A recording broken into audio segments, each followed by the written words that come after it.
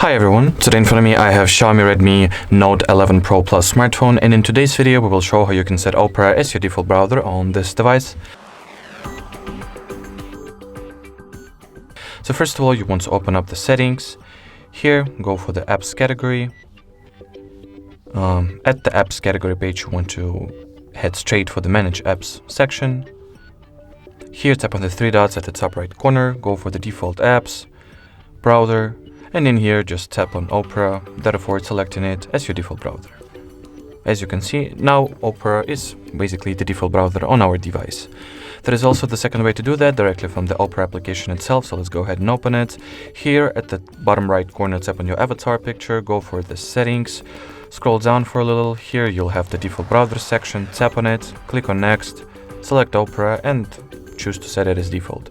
And that will also mean that you have successfully set Opera as your default app for browsing on this device. Alrighty, so that was it for this video. Thank you so much for watching and bye bye.